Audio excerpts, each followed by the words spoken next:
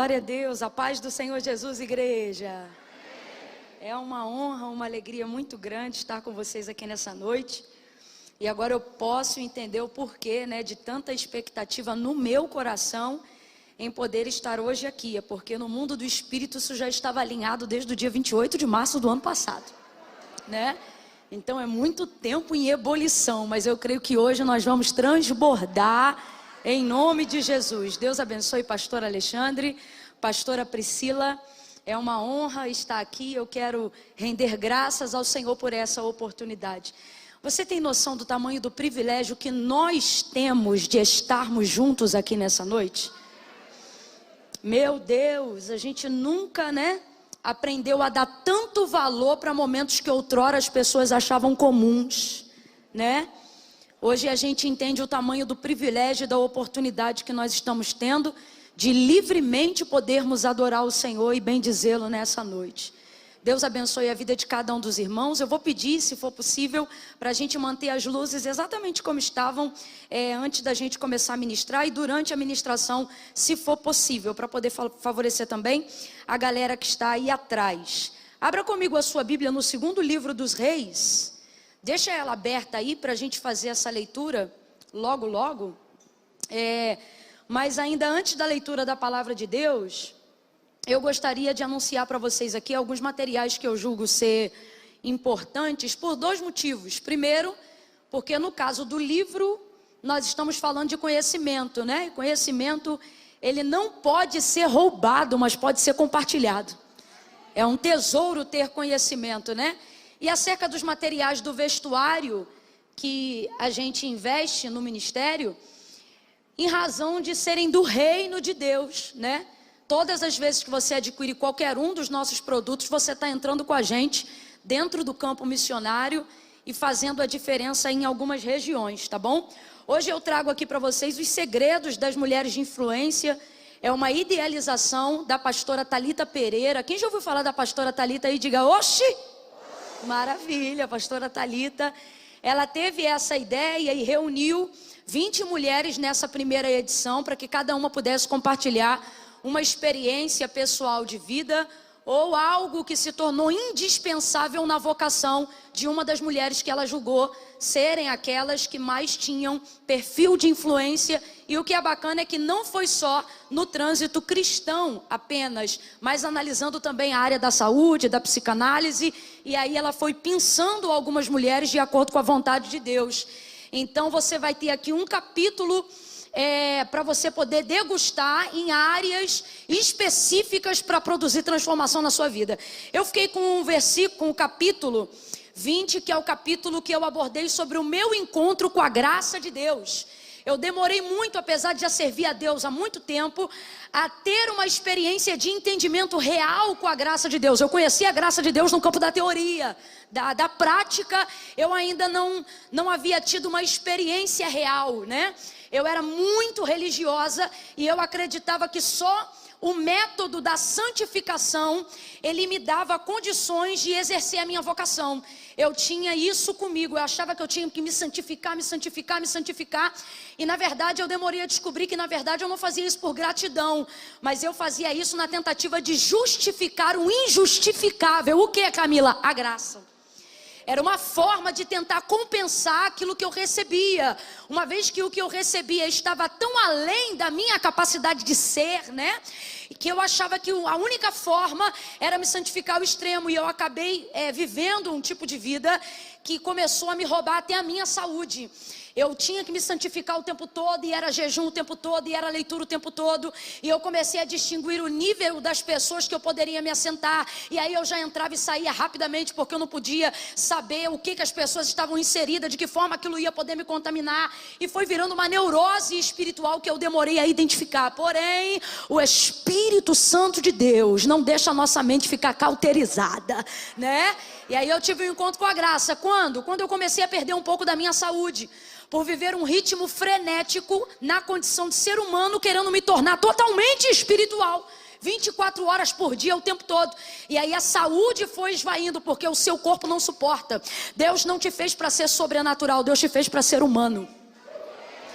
E a gente tem muita dificuldade, porque a nossa humanidade salta aos nossos olhos só para falar das nossas fraquezas, para falar das nossas vulnerabilidades. Mas na verdade é esse tipo de coisa que nos aproxima do altar de Deus. E até que eu encontrasse, eu sofri um pouco. E aí eu abordo isso de maneira um tanto quanto biográfica, mas principalmente instrutiva, para que você também possa identificar esse caminho. Hoje, por exemplo, eu digo para as pessoas, o método de santificação não mudou. O que mudou foi a motivação. Nela hoje é a saúde. Por quê? Porque hoje eu não me santifico para justificar a graça. Porque isso é impossível.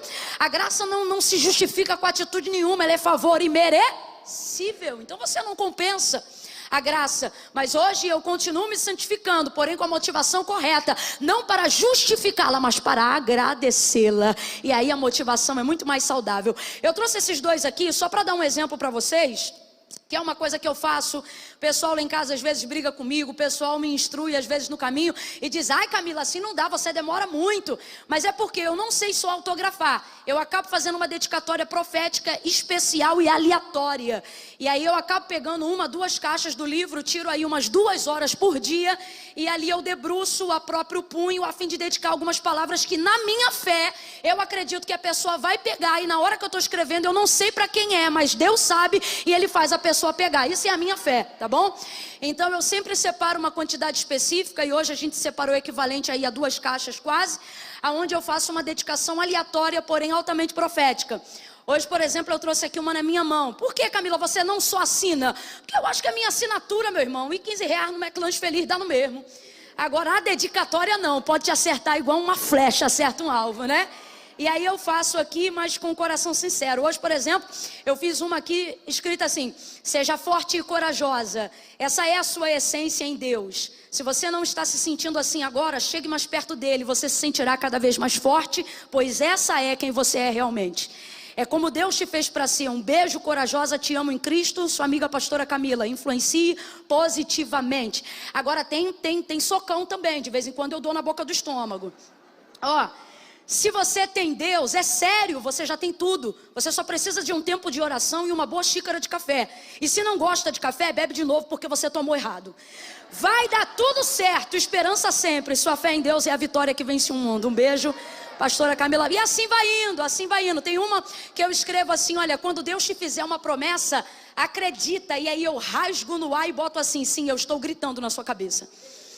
Então eu procuro ser espontânea, tá bom? Isso aqui é para a gente contribuir com a causa missionária, especificamente nos últimos 2 anos e 3 meses dentro do Brasil, tá bom? Quando você adquire qualquer uma dessas peças, você entra com a gente na obra missionária, tá?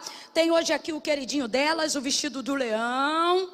Vocês já sabem qual é a temática dele, né, gente? Botou um tênisinho, derruba 10 anos em qualquer idade, tá bom? Coloca aí o do leão para mim, obrigada. E tem a bata, que ela é toda trabalhada no strass, na viscolaicra. Ela é muito boa, pensa num material bacana. Inclusive o fornecedor está aí, se tiver algum defeito, fala comigo ainda hoje. Tô brincando, Fábio, te amo. Tá aqui, ó, num estilo de cores que todo mundo ama, preto e cinza. Por quê, Camila? Porque eu descobri que no mundo da moda isso chama block color, que é o quê? A capacidade de harmonizar com qualquer cor. Então é pra quem? Não sabe combinar roupa, dá de presente, não precisa nem falar por quê. Você já sabe que vai dar certo, ajuda a amiga.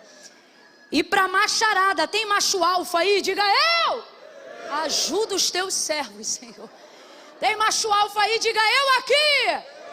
Agora senti firmeza. Tá aqui a camiseta do leão, a long, mas ela é tão bacana que a mulherada também, quando coloca a leg, coloca ela, porque ela deixa confortável, comprida, decente, mas foi feita pensando nos homens. Camila, meu leão não tá aqui, leva pra ele. Camila, meu leão tá tão devagar, joga em cima dele ainda hoje que ele vai rugir essa noite, né? E o boné, tá aí o boné, cabeça pra cima, material top do meu esposo. As pessoas não sabem porque a maioria delas só me vê no púlpito, mas boné é uma coisa que eu carrego para a vida, porque eu particularmente gosto muito de boné. E aí a gente idealizou essa marca, vocês desejando adquirir, vai estar tudo lá no hall de saída. Você sabe onde é o hall de saída? O mesmo de entrada, só que no final do culto muda. Se torna de saída, tá bom? Glória a Deus. Segundo livro dos Reis de Israel, capítulo de número 4.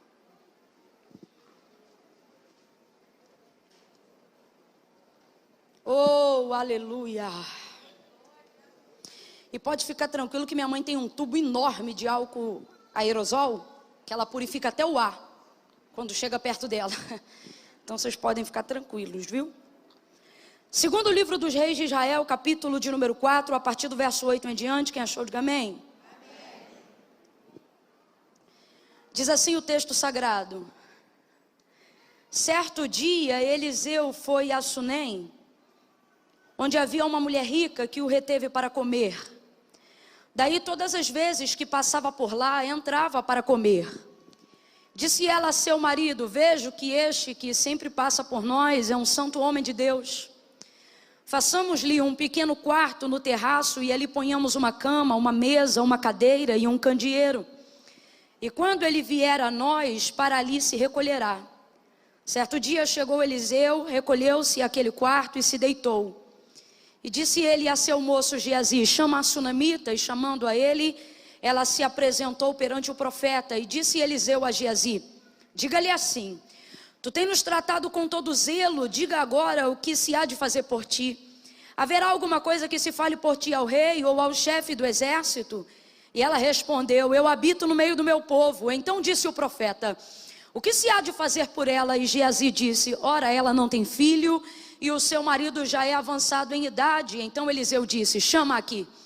E chamando a ele, ela se pôs à porta. E disse Eliseu: por este tempo, daqui a 1 ano, tu abraçarás a um filho. E respondeu ela: não, meu senhor, homem de Deus, não mintas a tua serva. Mas a mulher concebeu e deu à luz a um filho no tempo determinado no ano seguinte, como Eliseu lhe dissera. Porém, tendo crescido o menino, certo dia saiu a ter com seu pai, que estava com os segadores no campo. E disse a seu pai: ai, a minha cabeça, ai, a minha cabeça. E o pai dele disse a um moço: leva-o à sua mãe. E ele o tomou e o levou à sua mãe. E o menino esteve sobre os joelhos dela até o meio-dia. E então o menino morreu. Subiu ela e deitou-o sobre a cama do homem de Deus. E fechou a porta e saiu. Chamou a seu marido e disse: manda-me um dos moços e uma das jumentas, para que eu corra ao homem de Deus e volte. E perguntou ele para ela: por que tu vais a ele hoje? Não é lua nova, nem sábado. E ela disse: tudo vai bem. Então ela albardou a jumenta e disse ao moço: guia, anda e não para no teu caminhar, senão somente quando eu te disser. E você diga amém por essa palavra. Glória a Deus. Eu gosto de ler tudo para a gente já começar todo mundo contextualizado dentro do que está acontecendo. Eliseu, você sabe, um profeta discipulado, mentoreado pelo maior profeta do Antigo Testamento nos dias de Elias. Não havia absolutamente ninguém que se comparasse a Elias nos seus dias. É tão impressionante o poder do pioneirismo, né? De você ser o primeiro a começar algo que ainda não foi feito, que mesmo Eliseu, recebendo sobre si virtude dobrada do Espírito que repousava sobre a vida de Elias, ainda assim, Elias ainda é lembrado como um homem incomparável, mesmo depois de Eliseu provar quantitativamente capacidade dobrada em cima daquilo que Elias era capaz de fazer. Todavia é fato, ninguém nos dias de Eliseu, assim como nos dias de Elias, se comparou a Eliseu. Ele superou inclusive Elias na quantidade de feitos prodigiosos e de realizações extraordinárias. E agora, de tanto fazer esse trajeto geográfico em direção ao Carmelo, territorialmente isso obrigava ele, ou era costume, a passar pelas terras de Sunem ao chegar no Carmelo. E numa dessas ocasiões, essa mulher sunamita, qual o texto aponta como uma mulher muito generosa, diga aí comigo, generosa. Ela é extremamente generosa e eu não queria que você associasse isso à riqueza dela, porque uma coisa é ser rico, outra coisa é ser generoso. Não significa que todo rico é generoso, e nem que todo generoso, para ser generoso, tem que ser rico. Pelo contrário, todas as vezes que eu menciono isso, eu gosto de deixar claro que As ofertas mais significativas que eu já recebi na minha vida, ela não veio de gente que me dava do que sobrava, ela veio de gente que me dava daquilo que estava disposto a dividir comigo, a compartilhar comigo. Então, generosidade não tem a ver com quanto eu tenho, tem a ver somente com quem eu sou, né? Então o texto diz que ela era generosa, ela era muito generosa. E isso fazia ela ser uma mulher do povo, ela servia a sua comunidade local. Essa mulher, ela poderia ser uma das tipologias mais exatas de uma igreja iniciante, né? E ela serve a sua comunidade, serve as pessoas. O problema é que ela também acaba escondendo um trauma, ela carrega um trauma. Dentro do contexto cultural daquela época, uma mulher que não podia gerar, uma mulher que não podia ter filhos, era uma mulher extremamente não funcional, por mais que servisse a comunidade. A única forma dentro da cultura judaizante para o sexo feminino de você conseguir perpetuar o seu nome e viver a plenitude na sua casa é perpetuando a hereditariedade do seu sangue. Se uma mulher não tivesse filhos, ela não seria lembrada e nem mencionada. Então veja bem, se até os dias de hoje, quando uma mulher, mesmo vivendo numa cultura extremamente moderna e contemporânea, onde a mulher ela pode se realizar em inúmeras áreas, ela já se sente um tanto quanto diferente em relação às outras pessoas, isso na cultura de hoje. Agora você imagina uma mulher cuja cultura te impele, ou você é isso ou você não é nada. Então isso levava ela a ter um tipo de vida difícil com relação às suas emoções. Qualquer mulher, dentro da cultura que ela vivia, dentro do tempo que ela vivia, tinha a expectativa de um dia ser mãe, até porque não ser mãe gerava uma série de problemas, se não emocionais, se não psicológicos, problemas literalmente territoriais. Então, óbvio que ela tinha desejo de ser mãe, óbvio que ela desejava ser mãe, sobretudo porque o texto, em uma das raríssimas exceções, porque você praticamente nunca encontra na Bíblia a demonstração de que é o homem que não pode dar filhos, mas sempre encontra a colocação de que a mulher não pode gerar. Então essa é uma das raras exceções onde fica claro que o problema não é dela, mas o problema é que o marido dela já é avançado em idade, promovendo assim um terreno de esterilidade que não pode dar filhos a ela. Então veja bem, é ainda mais complicado quando você sabe que pode ser, mas por ser fiel ao que tem, não pode conceber. Então isso deixa a coisa para ela ainda mais complicada. É óbvio que ela desejaria ter um filho, mas é óbvio também que por uma questão de fidelidade e lealdade ela não tinha. Mas Deus é tão bom, né? O princípio ele tem poder de corrigir todas as coisas. É por isso que eu sempre oriento as pessoas e eu digo, não quebre nenhum princípio, nenhum. Por quê? Porque Deus honra os princípios para cumprir promessa. Se você for fiel aos princípios, Deus será fiel às promessas. Oh, aleluia! Imagine uma mulher fiel, imagine uma mulher leal, imagine uma mulher que honra os princípios a despeito do desejo do ter.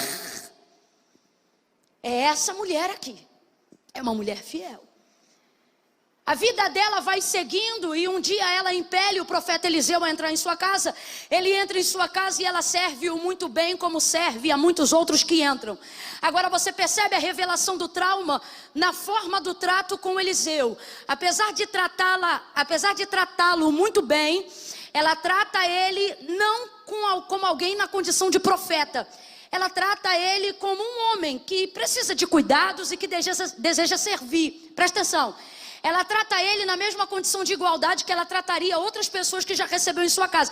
Isso não é feio, absolutamente, não é feio. Pelo contrário, a honra dela é tão elevada que ela não precisa fazer distinção entre quem ela trata.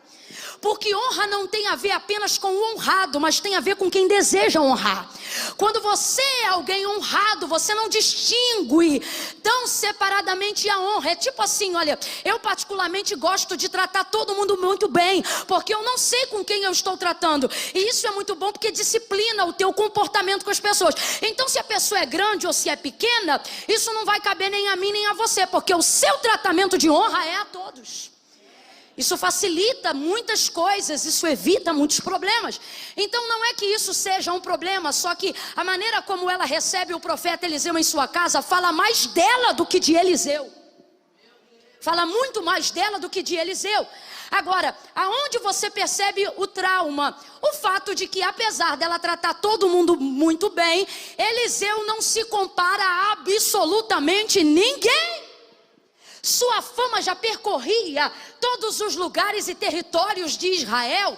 Eliseu era um homem extremamente conhecido por causa da virtude do seu poder e da sua unção. Então, de fato e de verdade, ele era incomum. Para uma pessoa que sabe o poder profético que há na vida de Eliseu, não tem como você receber ele usando a mesma régua que você utiliza para todos. Mas por que ela utiliza essa régua? Porque a única coisa que coloca Eliseu em ascensão a todos os outros é a sua virtude profética. E é justamente esta virtude profética que ela não deseja se relacionar. Ele tem cara de profeta, jeito de profeta, voz de profeta, roupa de profeta, está tudo na Bíblia.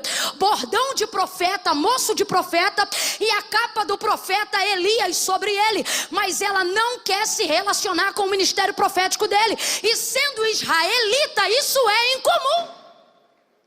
Se ela fosse cananeia, se ela fosse dos caldeus, enfim, se ela transitasse em qualquer outra cultura, isso poderia ser compreensível, mas não em Israel, porque Israel é terra de profeta. Só que o texto também diz que ela já recebeu muita gente em casa. E aí ela começa a revelar aqui o trauma dela. Quando, Camila? Quando o tempo todo, mesmo sabendo quem ele é e o que ele pode, ela não se relaciona com aquilo que ele pode fazer. O tempo vai passando, ela constrange ele a entrar, a comer dentro de sua casa. Ela impele ele a essa realidade, ele começa a ficar dentro da casa dela.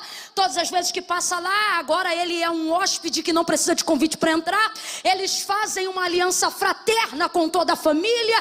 Geazi também goza dessas bênçãos. E um dia, constrangido de ser tão abençoado. E por que constrangido? Porque quem está acostumado a usar-se daquilo que Deus deu para favorecer outras pessoas, e de repente tem esse fluxo travado, se sente culpado de receber o que recebe. Então ele imediatamente, sabendo o poder que tem para liberar, sabendo o poder que tem para abençoar, não se sente confortável nessa circunstância. Deixa estar que isso também é Deus tratando do profeta. Camila, eu ainda não entendi, vai entender. Deus permite duas pessoas, cada uma afetada em uma área. Camila, pode dois afetados se curarem? Podem. Quando o quê? Quando a área dos seus traumas são diferentes. O que machuca um às vezes é a cura do outro, e o que machucou o outro às vezes é a cura do um.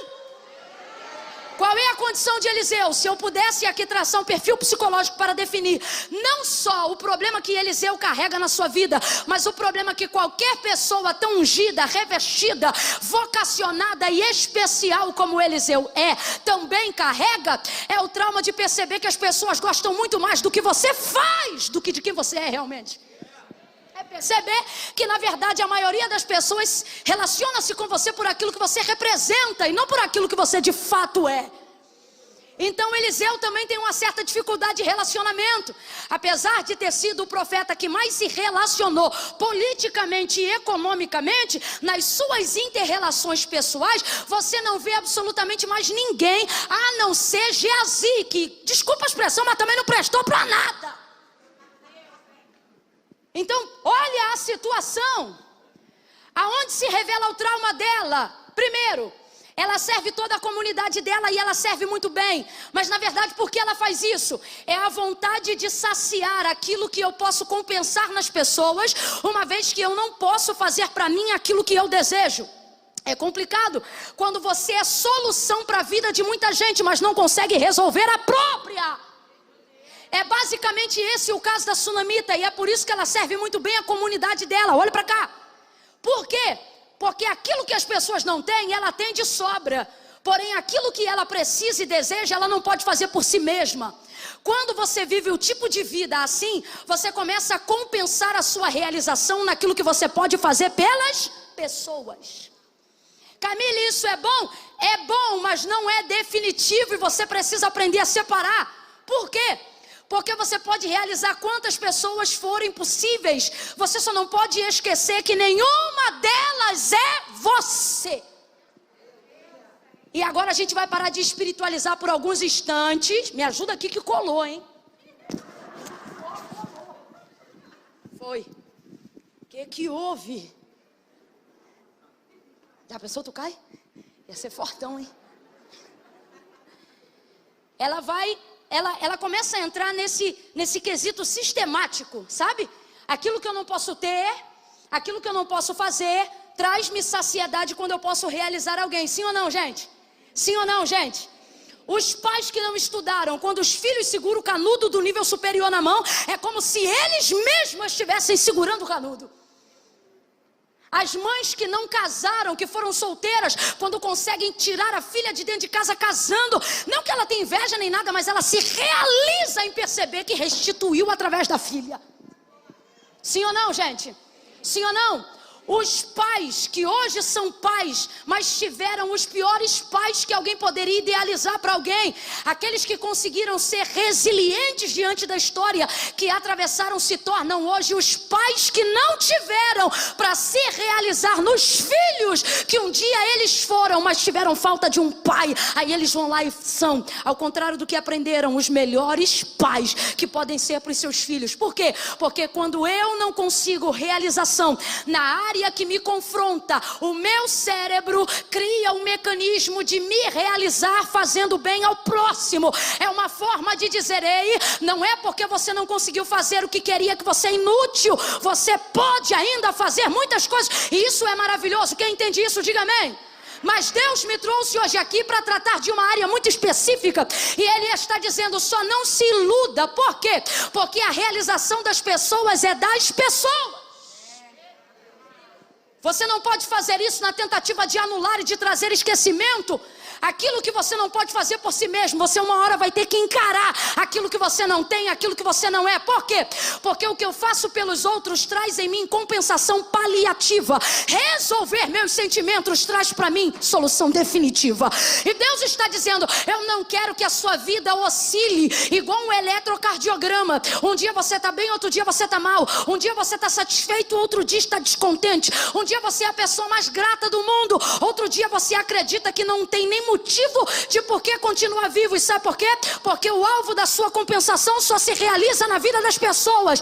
Agora entra um homem chamado Eliseu na casa dele, e ele percebe, Geazi percebe, tem falta de algo. Porque eu posso encher meus amigos de bens, eu posso encher o ciclo da roda da minha família de risos. Ninguém tem um poder que só cabe a mim. Qual? Ser eu. E ser satisfeita como eu sou, tendo falhas, defeitos ou virtudes. Só eu posso ser eu. Está na hora de você dizer isso. Diga: sou eu. Diga, sou eu. Posso ser eu. Diga: e sou eu. Posso. Abre a boca, crente, diga: posso me fazer e ser feliz como eu sou. Só você. Só você pode fazer isso nesse nível por você. Salomão, ele definiu o que a gente a grosso modo acabou de dizer aqui, quando ele disse assim: a tristeza do próprio coração o estranho não conhece, mas também na sua alegria o de fora não participará. Sabe o que ele está dizendo? Quando o coração de alguém está triste por algo, ninguém compreende essa tristeza como aquele que sente a tristeza. O que ele está dizendo é: quando você está triste, só você sabe o quão triste você está. E por mais que você diga para as pessoas o motivo da sua tristeza, ninguém vai sentir-se tão triste quanto você se sente naquela hora. Agora olha o que ele diz: a alegria no íntimo o estranho também não visita. Olha o que ele está dizendo: na hora da sua alegria, vai acontecer como foi na hora da sua tristeza. Ela é tão boa que por mais que as pessoas aplaudam, glorifiquem, pulem, exaltem, ele está dizendo: ninguém vai sentir mais alegria do que você, sentindo dentro de você mesmo. Oh meu Deus! Compreendendo essa lógica de como funciona o nosso cérebro alinhado com as nossas emoções. Camila, o que isso tem a ver com esta noite? Tem a ver com a forma como Deus te criou. O espírito, alma e corpo é uma sincronia perfeita. que precisa caminhar em harmonia. Mas o que acontece na maioria da nossa realidade para aqueles que já servem ao Senhor? A gente tenta sufocar as nossas fragilidades e tenta fingir que não sente, e tenta fingir que está feliz, e tenta espiritualizar e deixar de forma sobrenatural aquilo que eu não tenho condições de enfrentar e resolver. E com isso eu vivo uma vida onde a minha alegria é ser degrau para os outros, onde a minha alegria é servir os outros, onde a minha alegria é fazer tudo por pessoas. Camille, isso é bom? É bom, mas Deus me trouxe nessa noite para dizer, não é o suficiente. Você não vai conseguir perpetuar a sua alegria. Pelo contrário, você vai depender de um mecanismo de realização do outro todas as vezes que você desejar sentir-se feliz. E a sua felicidade não pode estar atrelada a mais ninguém, a não ser a Deus. Você sabe por que ela serve a comunidade tão freneticamente? Não é só porque pode, mas é porque essa é uma das maneiras de me compensar vendo o outro se realizar naquilo que eu posso dar, uma vez que eu não posso ter aquilo que eu quero ter, uma vez que eu não posso fazer aquilo que eu desejaria fazer, uma vez que eu não posso ser aquilo que eu sonhei para ser. Eu vou tentar explicar de maneira ainda mais detalhada. A Bíblia nos relata, Mateus capítulo 14, sobre a multiplicação dos pães e dos peixes. Ali o texto diz, um pouco mais nos versículos iniciais, que Jesus saiu de onde ele estava, porque ele ficou sabendo da morte de João Batista. E isso deixou ele muito triste. O divino está sendo visitado pela dor humana. O Filho do Deus vivo está sendo avassaladoramente anestesiado pelas dores da vida terrena. Não é coincidência, o texto diz assim: Jesus, ao ouvir isto o quê? Que a cabeça de João Batista tinha parado dentro de um prato e que seu corpo já estava sepultado. Olha o que o texto diz: decidiu sair dali e foi porque queria orar sozinho no monte. Ele sai dali e quando ele se levanta, a multidão que estava acostumada a andar atrás dele, a ser saciada pela vida dele, vai correndo atrás dele. Ele vai no barco, os discípulos vão com ele. Ele atravessa o outro lado, cerca de 8 quilômetros. A multidão vai andando a pé. Ele vai trafegando sobre as águas dentro do barco e a multidão vai andando 8 quilômetros a pé. Eles conseguem chegar mais rápido do que Jesus. Eles conseguem chegar mais aceleradamente do que Jesus, porque eles estão acompanhando o barco. Quando Jesus encosta o barco na beira da praia, o texto diz que quando ele bota o pé na areia, a multidão já está toda lá. Só que o texto diz que ele foi para esse lugar para ficar sozinho. Completa aí, meu povo. Ele foi para esse lugar para ficar sozinho. E por que quis ficar sozinho? Porque estava triste e era assim que ele fazia. Ele parava para orar. Sabendo da morte de João Batista, Jesus quis ficar sozinho e preparou a sua logística para ficar sozinho, porque ele precisava ficar sozinho. Você não pode ignorar para sempre aquilo que você sente e nem tentar trazer compensação em cima do que você sente. Deus te trouxe aqui nessa noite e Ele está dizendo: está na hora de você encarar a realidade do que você sente. Jesus vai e ele fica sozinho. E aí quando ele vai pisar na praia com o desejo de subir a montanha para orar sozinho, a multidão está ali, faminta e desejosa. O texto diz que olhando eles, sentem muita compaixão.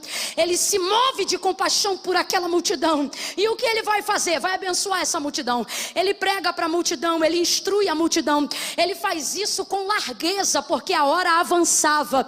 E ele está ali servindo a multidão. Quando já vai chegando a tarde, os discípulos dizem: mestre, não é melhor mandar embora para eles encontrarem o que comer no meio do caminho? Ele diz: não, vamos dar nós mesmos, ou vocês, algo para eles comerem. O que tem aí? 5 pães e 2 peixinhos. Traz aqui. Consagrou, agradeceu, multiplicou e a todos deu. Aí tem um verso no texto que diz assim, olha: e todos ficaram saciados. Se a única saciedade aqui for a comida, sim, estão todos saciados, porque a multidão teve o que queria: alimento espiritual e alimento físico, comida. Aí é por isso que o texto diz: todos foram saciados. Todos não, porque tem alguém ali que não foi ali para fazer milagre, tem alguém ali que não foi ali para comer pão, tem alguém ali que não foi ali para beber água, tem alguém ali que foi ali porque desejava ficar o quê? E ele conseguiu ficar sozinho?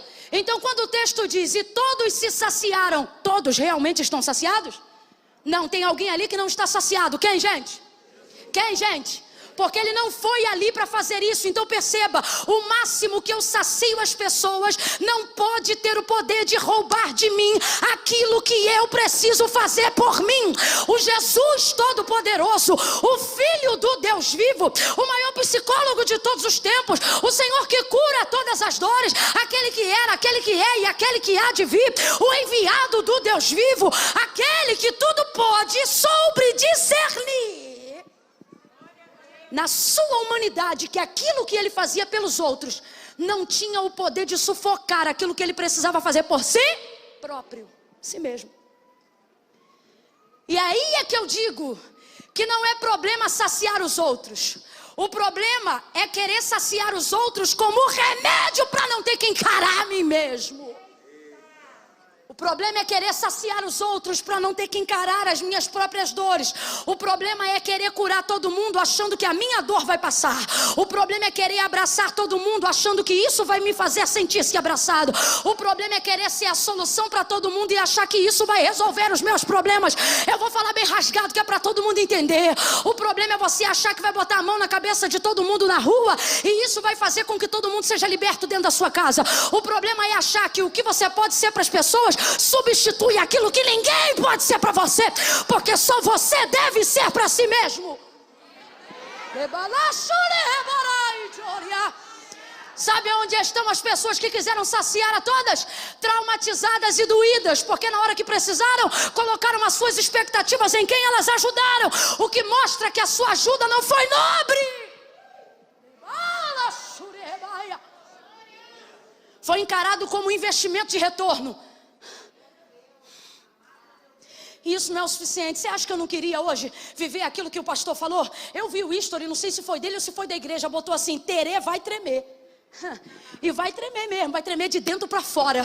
Vai tremer com você querendo sair daqui hoje e encarar a si mesmo. Vai tremer com você entrando no quarto onde você ora e ao invés de tomar o seu tempo só dizendo abençoa fulano, ciclano e beltrano, tá na hora de você também dobrar o joelho e dizer: Deus, eu sinto raiva, Deus, eu sinto problemas, Deus, eu estou com uma dificuldade porque eu não tenho conseguido confiar em Ti em determinadas áreas. Deus, eu tenho percebido um problema no meu ministério. Para você que é vocacionado, eu tenho percebido que eu tenho fé para curar os outros, mas não tenho fé para investir em mim mesmo.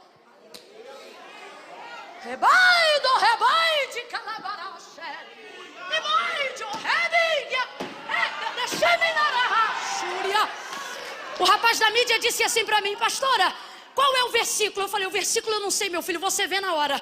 Porque eu tenho nessa mensagem, do versículo 8 até o versículo de número 28, pelo menos 5 mensagens. E eu sabia que Deus queria alguma ali. Agora a última que eu imaginava é que Deus hoje ministrasse a sua alma.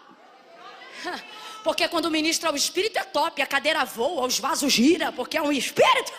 O Espírito é pronto, mas a carne é... A carne não gosta de tratar dela mesma. Vamos falar dos outros. Vamos falar do que Deus vai fazer na vida dos outros. Vamos falar do que vai acontecer no futuro. Agora, quando o profeta chega na casa para falar sobre a minha dor, eu não quero. Eu não quero. Fala aí, Camila, daquilo que eu posso fazer para as pessoas. Fala aí, Camila, como eu posso servir as pessoas. Fala aí, Camila, como eu posso ocupar o meu tempo para esquecer-se daquilo que no tempo que eu tenho eu não posso resolver. Dá uma olhada para quem está do teu lado e diga: isso não vamos falar hoje. Diga para quem está do seu lado: hoje não vamos falar do que você pode fazer pelos outros. Diga: hoje vamos falar do que você deve fazer por si mesmo.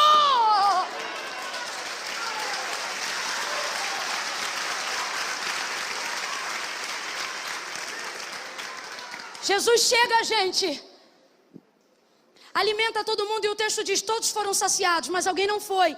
E esse alguém obviamente é Jesus. Então é exemplo do que eu estou, com a ajuda de Deus, tentando fazer algumas mentes e corações aqui se alinharem e entenderem. É que mesmo saciando a todos, Ele mostra pra gente algumas verdades. Primeiro, é que aquilo que eu faço pelos outros não tem o poder de substituir aquilo que só eu posso fazer por... Você tem que entender isso. Você não pode esperar que os outros façam por você aquilo que só você deve fazer por si mesmo. Jesus tinha essa consciência humana, mesmo sendo filho do Deus vivo. Aí sabe o que ele fez? O texto diz que ele manda a multidão ir embora. Ele mesmo vai lá e manda embora. Porque aprende uma coisa hoje, de uma vez por todas, caso você ainda não saiba.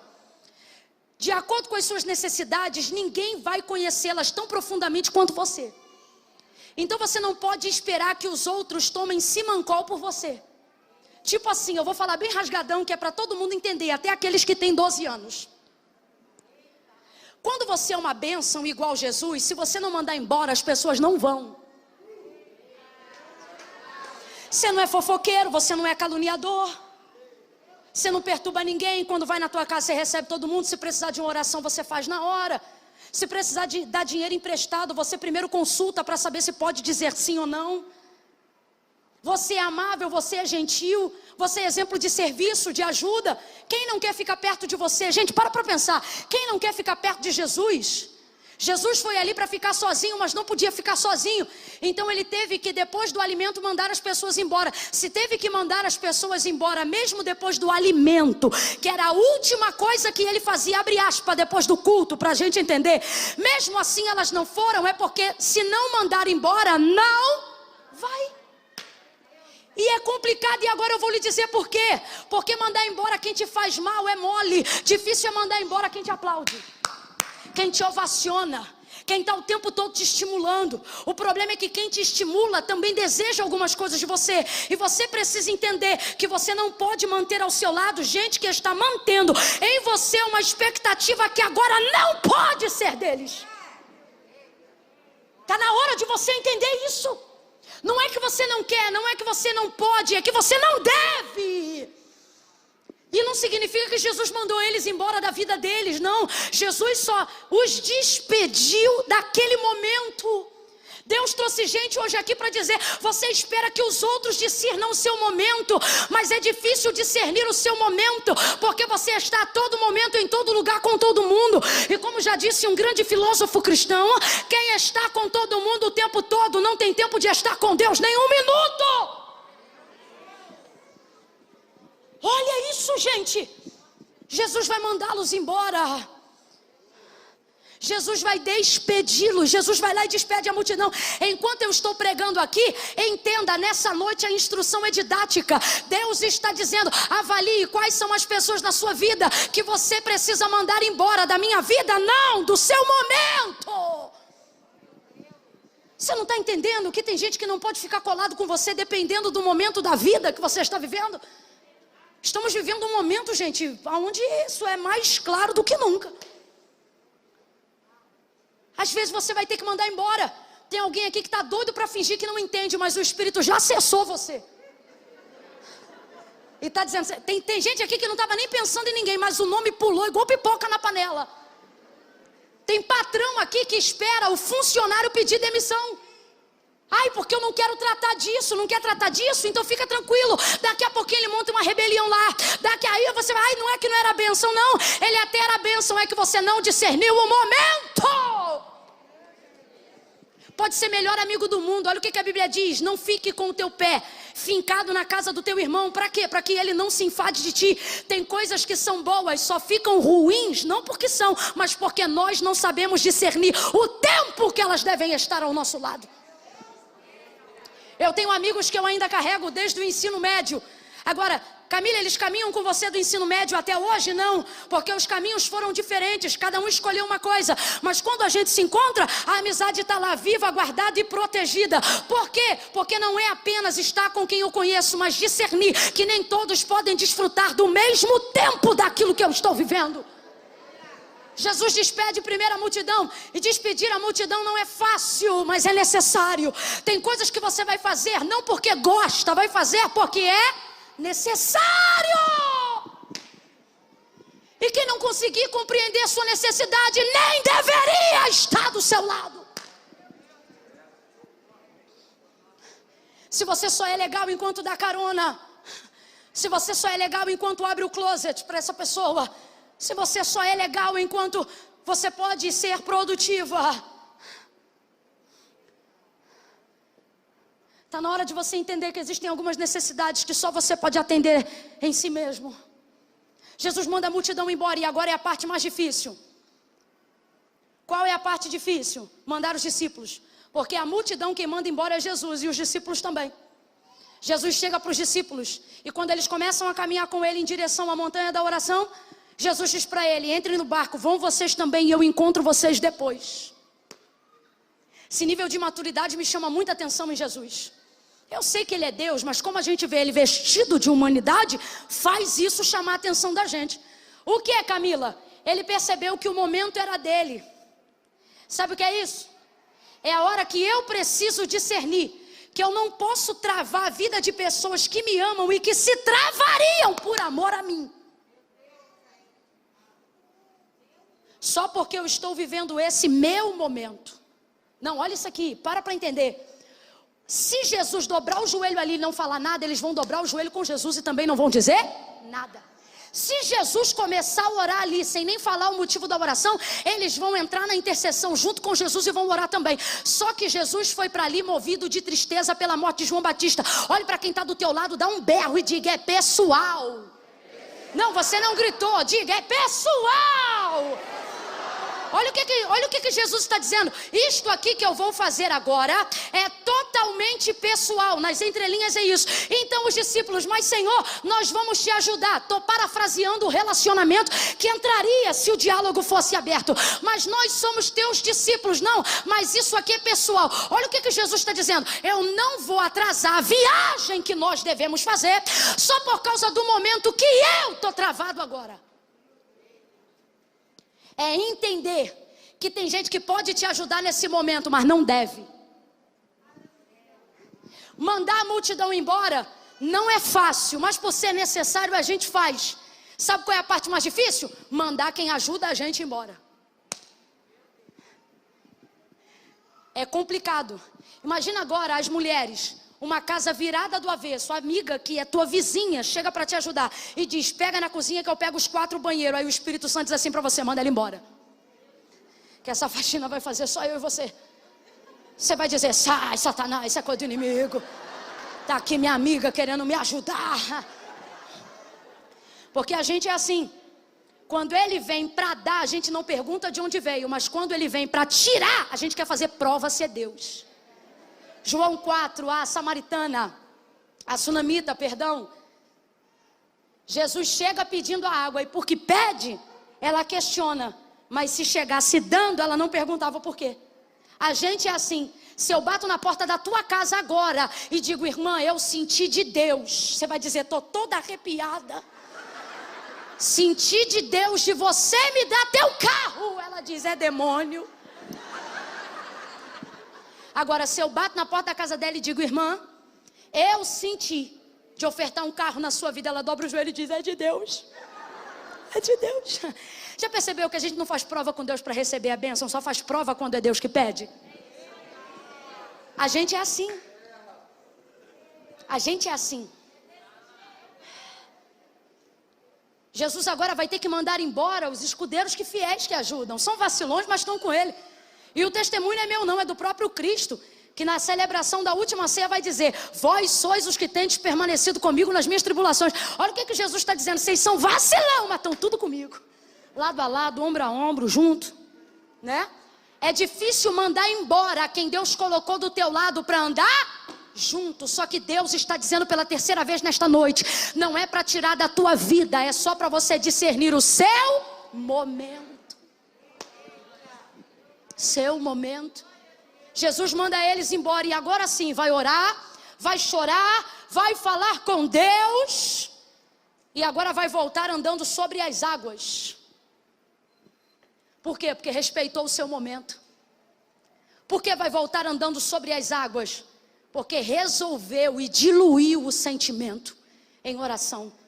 Parou para pensar que esse episódio que Jesus anda sobre as águas é o episódio que a tempestade não para depois que ele fala ou depois que ele chega? Porque depois que você resolve aquilo que te atormenta, você não precisa mais que o que esteja à sua volta melhore. A primeira vez da tempestade no barco, Jesus estava dormindo e a tempestade açoitava o barco. Quem lembra, diga amém. Nessa ocasião os discípulos acordam Jesus. Mestre, tu não te incomoda que nós pereçamos? Levanta, a tempestade está grande. Jesus precisou colocar-se próximo à proa do barco e liberou uma palavra: mar, aquieta-te, vento, acalma-te, e tudo cessou. Agora nessa ocasião agora de Mateus 14, ele vem andando sobre as águas e o texto diz que o vento é forte. Ele vem andando sobre as águas e o texto diz que as ondas açoitam a embarcação. Agora eu te pergunto, a tempestade para? A tempestade para? O barco para de ser açoitado? Não, isso para nós, a aplicação para nós é que alguém, quando consegue resolver seus problemas pessoais, a parte interior dessa pessoa fica tão bem resolvida que ela não depende que circunstâncias de fora cooperem. Por quê? Porque do lado de dentro ela está resolvida. Não importa o que está acontecendo do lado de fora. Vai ouvindo aí, Jesus vai andando sobre o mar, Jesus vai andando sobre as águas, o mar não para, o vento não cessa, e ele continua andando. Coisa boa, irmão, é pular no poder do lado de fora, mas melhor ainda quando você é poderoso do lado de dentro. Vai ele andando sobre as águas, vai ele caminhando sobre as águas. Pedro olha, os discípulos olham e eles pensam: é um fantasma. Jesus diz: calma, sou eu, não temam, porque quem tem paz dá paz, quem tem calma dá calma. Calma, sou eu, não tema. Aí Pedro diz assim: se és tu mesmo, manda-me ter contigo sobre as águas. Aí ele diz: então vem. Pedro agora vai andando e o mar também não para. Pedro vai andando e o vento também não se aquieta. Ele continua andando, continua andando. Quando ele olha, o vento começa a afundar. Aí Jesus chega, pega na mão dele, tira ele das águas e começa a caminhar com ele por cima das águas. Vou perguntar de novo: o mar parou de agitar? A água parou de sacudir? O vento parou de sacudir? É por isso que tem gente que não pode atravessar o momento que você está atravessando. Por quê? Porque você tem que estar preparado para na volta ajudar essas pessoas. Jesus pega na mão de Pedro e vai andando com ele. Camila, tem amigo que vai ficar chateado comigo, vai ficar chateado na ida, mas na volta vai entender porque você tinha que estar onde estava. Pegou ele pela mão e foi andando com ele sobre as águas. Agora olha que coisa linda, esse texto de Mateus 14, calma aí que eu já volto para a 2 Reis. É o texto onde Jesus não precisou dizer: mar, aquieta-te, nem vento, acalma-te. É o texto em que ele vai andando com Pedro sobre as águas. E quando chega na embarcação, aonde estão os demais discípulos, o texto diz: e colocando ele o pé dentro do barco, o mar aquietou. Falou alguma coisa? Ele falou alguma coisa? Deu alguma ordem? Quando você aprender a respeitar o teu momento.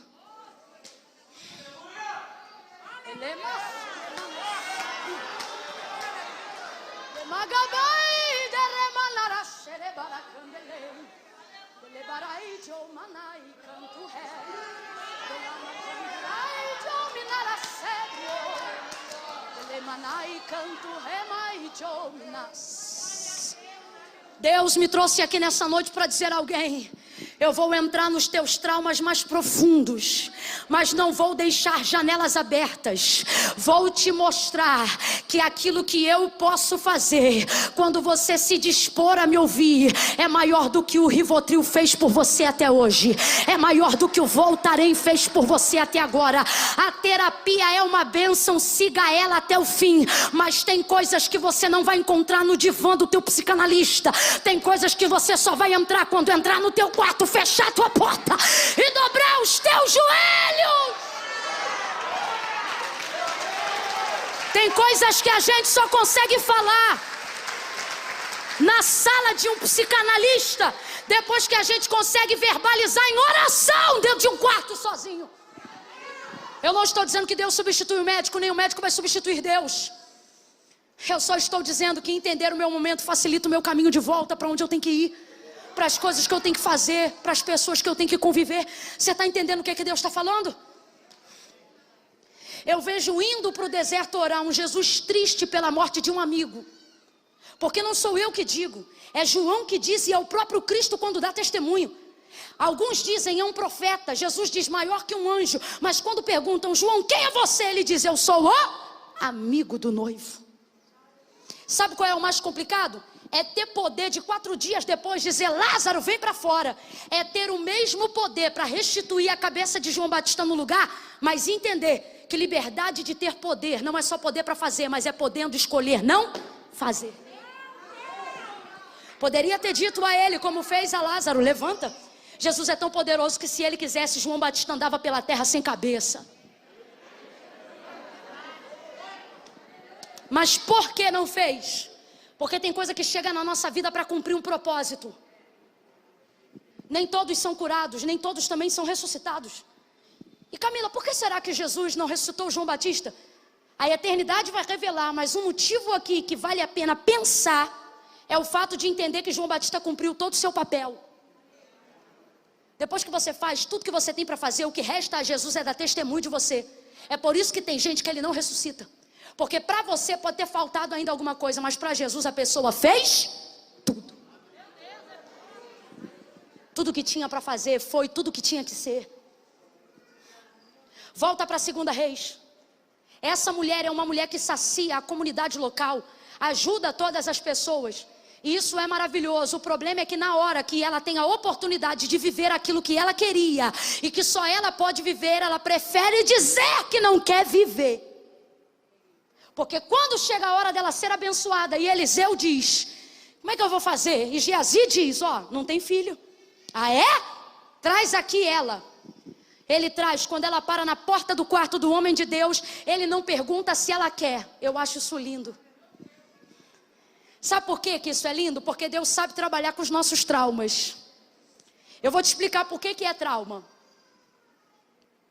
É uma coisa que a gente quer. Mas quando a gente vê que não pode ter o que a gente quer, a gente não deixa de querer só porque chega à conclusão de que não pode. Quem aqui sem ter R$1 no bolso já ficou na rede social vendo aquelas casas bonitas, luxuosas? Quem segue os perfis de arquitetura moderna? Aqueles armários que abre você passando a mão assim. Você olha para o teu, tem um tijolo amparando a lateral. Mas o Instagram dela é todo clean. Quem aqui está usando o mesmo carro há 3 anos, 4, mas curte as fotos das Ferraris? Porque preste atenção, saber que eu não posso ter o que eu quero não me faz deixar de querer só porque eu chego à conclusão.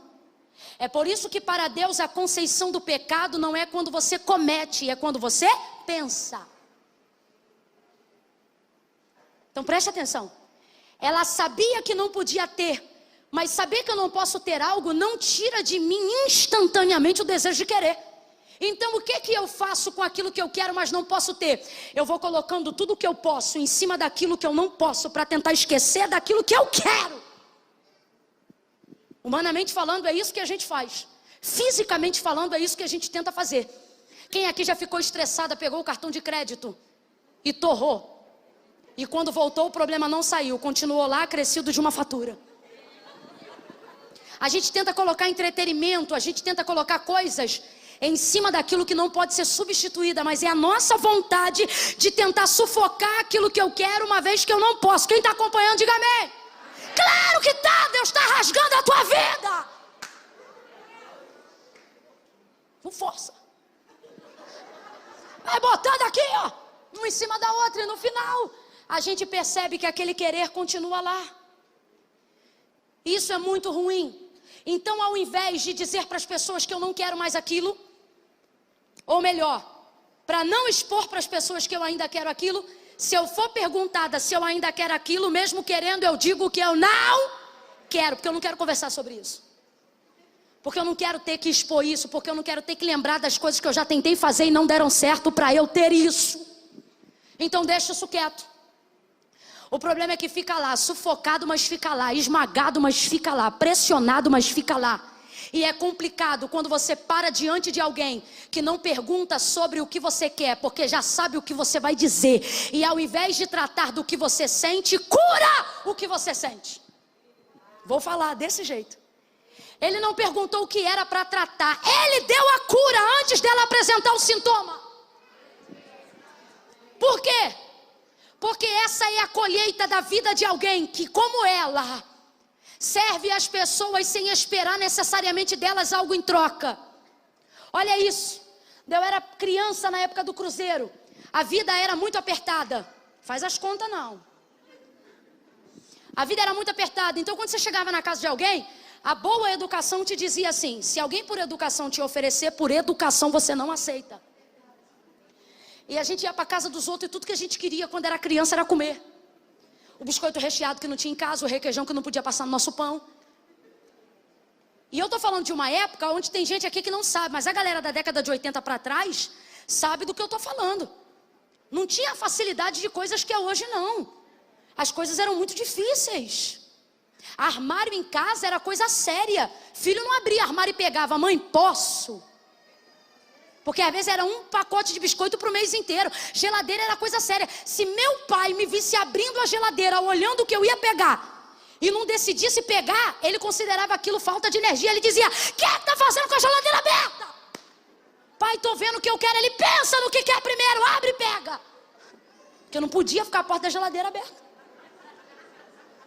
Tem gente que não está entendendo nada, mas tem gente que está entendendo. Tá com a máscara fingindo, não sei dessa época, mas sabe. Aí nessa época minha avó, quando recebia alguém em casa, ela não perguntava se as pessoas queriam, porque ela sabia que por educação as pessoas diriam não. Então ela criou um jargão que eu levo para a minha vida até hoje. Ela dizia assim: quem quer dar não oferece, entrega. E eu cresci ouvindo isso: quem quer dar não oferece, entrega. Quem quer dar não oferece, entrega. Então eu aprendi assim, que quando uma pessoa está muito disposta a te dar, isso não tem a ver com o quanto você quer receber, tem a ver com o quanto ela deseja entregar. Essa sunamita serve as pessoas assim. Ela não serve Eliseu por aquilo que ele faz, ela serve Eliseu por aquilo que ele é. Tanto que ela não diz: marido, vamos fazer um quarto porque ele é poderoso. Marido, vamos fazer um quarto porque ele é profeta. Não, marido, vamos fazer um quarto porque eu tenho visto que este homem é santo. Ela não serve a ele por aquilo que ele pode fazer, ela serve ele por aquilo que ele... Até porque ela não quer se relacionar com o ministério profético. Vou revelar o trauma já, está chegando. Então ele vai dar a ela o resultado da sua colheita. Gente que faz o que precisa fazer sem esperar receber do outro, também receberá de Deus a bênção, mesmo que não esteja pedindo para ela. Por quê? Porque Deus é assim. Quando Ele quer te entregar, Ele não pergunta se você quer, Ele dá. Meu Deus, gente! Ele cria o mundo, cria todas as coisas. Depois que Adão, criatura feita por Deus também, é nascido e criado, Deus diz para ele: todos os animais do campo e toda a terra está debaixo dos teus pés. Governa e sujeita a terra sobre ti. Agora veja, Deus é dono de tudo, mas Ele pega tudo e dá ao homem. Perguntou se ele queria? Perguntou se ele estava pronto? Não, Deus pegou e... Porque o homem cobra, mas Deus... Agora ouça, existem áreas da nossa vida e Deus começa a visitar agora. Guarde, porque não falo mais como pregadora, porque como pregadora eu não ia pregar nada do que preguei do verso 8 ao 16, eu ia pregar do 23 ao 28. Mas o Senhor me trouxe hoje aqui, Ele está dizendo: diga agora para ele e para ela, diga ao meu povo que neste ano eu vou tocar em áreas que você dava por esquecida. E quando você disser: meu Deus, mas eu nem me lembro de ter feito o suficiente para receber isso, e Ele está dizendo: é por isso que chegou a hora da minha graça se manifestar. Porque se você faz com as tuas mãos, você acha que é a tua capacidade, mas se eu te dou quando você menos merece, você se lembra da minha misericórdia. Deus vai dar, Deus vai dar. Ou eu acho que você não me ouviu. Deus vai dar, Deus vai dar, Deus vai dar, Deus vai entregar coisas que você parou de pedir. Mas Ele me trouxe hoje aqui para te dizer: no céu não tem lixão de oração.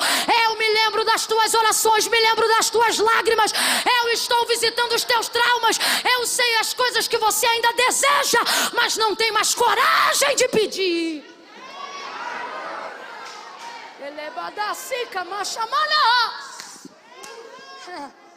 É muita gente que dizendo que não quer mais casar, mas é só porque ainda não conheceu o prometido. Aí diz: casamento não é para mim não. Mas depois que o cheiroso chegar, em 3 meses tu vai ficar noivo e vai casar. Aí quem não entende nada vai dizer, foi rápido demais. Rápido demais, não. Você não sabe a quantidade de tempo que isso já fica na minha mente, no meu coração. A gente prefere dizer que não quer coisas que a gente ainda quer, mas é mais fácil dizer que não quer, só para a gente não ter que falar sobre aquilo que a gente ainda deseja. Então quando alguém pergunta, e aí a faculdade, trancou a matrícula? Ah, tranquei, fazer faculdade para quê com essa idade? Deixa para lá. Mas quando você dorme, você se vê com a toga, com canudo.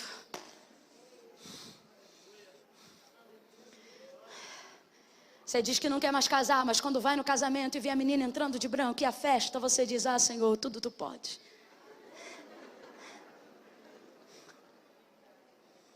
Você diz que não quer mais pregar, que vai ver isso não é para você. Afinal, os contatos não vieram, você não tem nenhuma agenda, porque você acha que ser pregador é ter agenda. Você não é pregador quando tem um contato, você é pregador quando Deus te entrega uma mensagem. E você pensa, eu acho que isso não é para mim não. Só que Deus me trouxe hoje aqui para falar rasgado e para dizer, estou visitando as áreas que você queria esquecer por não ter poder de resolver. Estou visitando, vou entrar nelas. E antes de te perguntar se você quer, você verá diante de você o que tua alma desejou.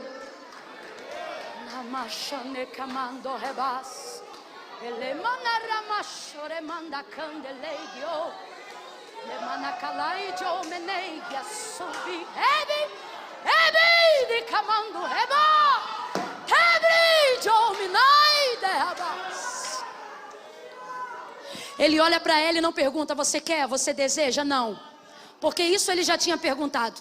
A pergunta dele não é do que você precisa, a pergunta dele é o que você deseja. Por quê? Você não pergunta para um rico para o que ele precisa. O que você deseja? Nada, estou bem. Agora eu te pergunto, estava bem de verdade? Estava bem de verdade, gente? Não estava. Não estava bem de verdade, não.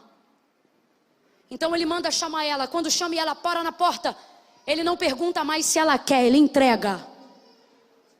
Vou falar bem sério. Tem áreas na tua vida, no teu ministério, que Deus não vai mais perguntar se você quer, Ele vai te entregar. E aí se você vai usar ou não, não é problema mais de Deus, vai ser problema teu, porque vai estar na tua mão.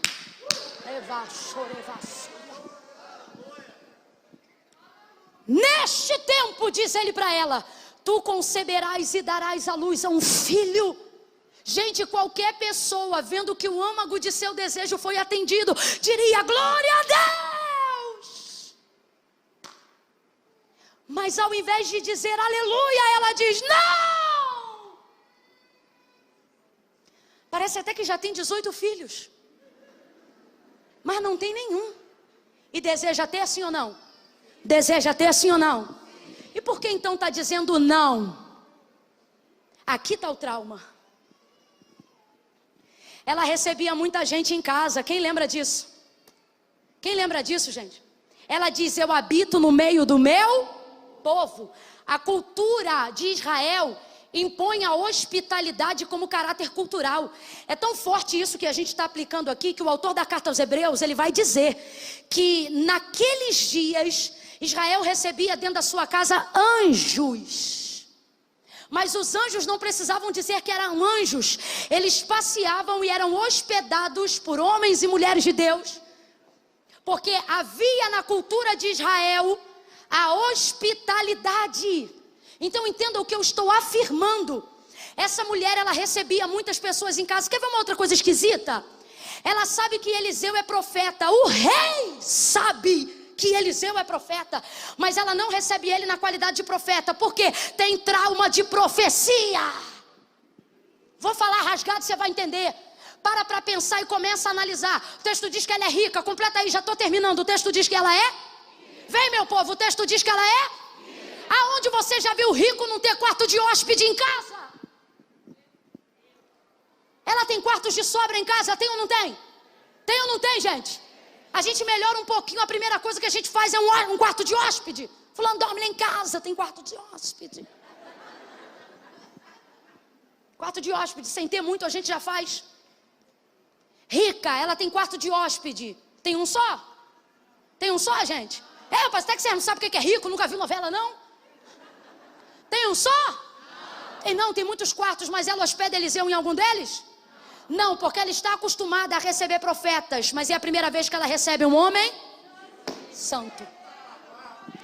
Você não dá ao separado o que desfrutam os iguais.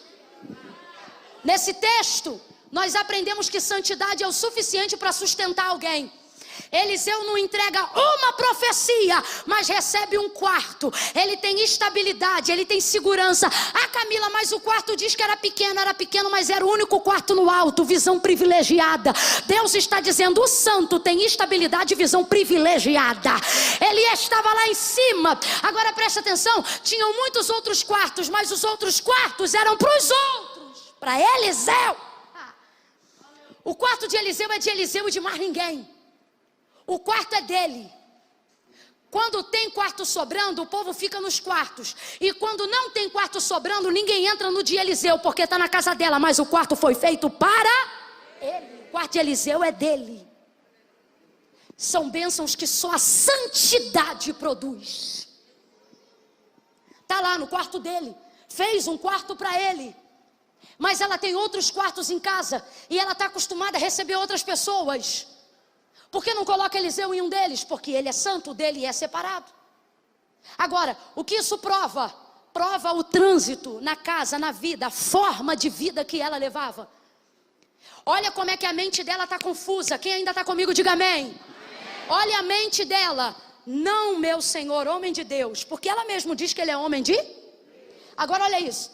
Não, meu Senhor, homem de Deus, não mintas. A tua serva... Você viu aí no texto comigo? Não, meu Senhor, homem de Deus, não mintas a tua serva. Aí eu te pergunto, pode um homem de Deus ser um mentiroso? Pode, gente? Mas pode um mentiroso dizer que é homem de Deus? Pode ou não pode? Olha para o teu irmão e ele vai começar a entender e diga, ela recebe muita gente. E quem recebe muita gente, de vez em quando... recebe mentirosos que dizem que são homens de Deus. Quem ouve muita coisa, uma hora ouve. Gente que diz assim, diz o Senhor, sem nunca ter nem falado com Deus. Infelizmente na comunidade de vida cristã, nós temos alguns perfis, falsos profetas, eles me irritam muito. Mas eu ainda me irrito mais com quem ouve suas profecias. Porque normalmente o falso profeta só tem acesso ao ouvido que não conhece a voz de Deus. E aí por que tem gente que guia a vida por profecias falsas, pela boca de falsos profetas? Porque ele vem ao culto tão ansioso em ouvir Deus falar na rua e na boca de alguém, que qualquer coisa que esse alguém fala, ele acredita que é Deus. Aí você diz, Camila, culpa de quem? E eu lhe respondo, do falso profeta, cretino, covarde, mentiroso, filho do cão. Mas me irrita também quem recebe. Porque se ouvisse a voz de Deus em casa, não se confundia ouvindo a voz de Deus na rua. A gente ainda tem que lidar com uma segunda categoria de pessoas. Quais? Os esquizofrênicos que ainda não foram tratados e não conhecem a sua esquizofrenia. E não é esquizofrenia espiritual não, esquizofrenia humana mesmo. Aqueles que não sabem que são, que precisam de um tratamento, mas porque entraram no ambiente espiritual, acham que não precisam de homem para nada. E se isso fosse uma realidade, Deus nunca teria criado a mulher para trazer a altura do homem, porque ele mesmo descia na viração do dia, todos os dias para falar com o homem. Uma pessoa que tem Deus face a face todo dia precisa de quê, gente?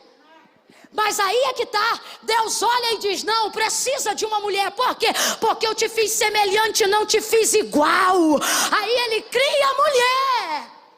Por quê? Porque ter Deus na minha vida não significa que eu não preciso de ninguém. Não é isso. Na comunidade de fé, existem algumas pessoas esquizofrênicas, que não sabem que são e que precisam desse tratamento. E elas dizem, assim diz o Senhor, não porque são falsos profetas, mas porque acham que Deus está falando com elas.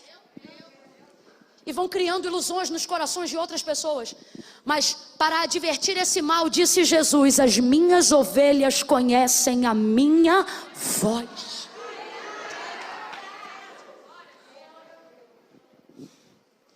Tudo que você ouve na rua deve ser confirmação do que você ouve Deus falando a você. Tudo que você ouve na boca de alguém precisa passar pelo crivo e pelo filtro da palavra. Não tem crivo bíblico, balela, besteira, palhaçada.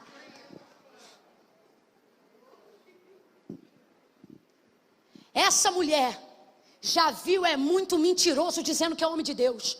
Porque como é que um homem de Deus de verdade como Eliseu, que tem chave do céu, rapaz, o homem chegou depois de 7 anos de céu lacrado pela vida de Elias, e ele disse: essa tarde ainda vai chover. E ele diz: vai ter porção depois de 7 anos de fome, aonde cada um aqui vai carregar uma efa de farinha e batata. Aconteceu. Por quê? Porque é Eliseu, não é Camila. Coisa séria. Ele já era. Eu estou tentando. Olha isso. Qual é a pessoa que em sã lucidez recebe alguém da envergadura de Eliseu em casa e deixa o cara embora todo dia sem falar: faz uma oração hoje aí? Ah, fala sério? Tá falando sério? Você não ia pedir não? Ah, tá doido? Eu, hein? Nem que fosse no portão, eu ia dizer: vai, libera uma palavra aí. Mas olha o trauma, ela não quer se relacionar com o profético, porque o profético traumatizou ela. Gente, eu não posso afirmar sobre ela, mas posso afirmar sobre nós. No início da fé, a gente ouve a marcha e diz: tomara que seja para mim. Tomara que seja um profeta para mim. Só que dependendo da quantidade de esperança falsa que a gente vai alimentando, daqui a pouco a gente ouve a marcha e já diz: não vem não. Porque a gente não aguenta mais palhaçada e meninice. Só que olha que coisa linda. Deus usou alguém que é de verdade para curar aquilo que foi falado de mentira. Camila, eu não entendi. Deus está dizendo: ei, não é porque você foi marcado por gente que te iludiu que você ainda não verá gente que Deus levantou para fazer a diferença. Você mesmo e você mesma será alguém que vai ser a cura para a área da vida de muita gente que foi marcada. Enquanto ela diz: não, meu Senhor, homem de Deus, não mintas a tua serva, ele dá prazo e ele diz: daqui a 1 ano, assim como eu estou falando essa palavra, ele está dizendo: daqui a 1 ano, entre mim e você haverá a distância de um filho. Olha o que ele está dizendo: daqui a 1 ano você vai estar grávida. Não só grávida, daqui a 1 ano você vai conceber. Daqui a 1 ano a criança já vai estar no teu colo. Cumpriu ou não cumpriu? Cumpriu ou não cumpriu? Cumpriu. Cumpriu. O alvo do seu desejo foi atingido. No meio do seu trauma, preste atenção.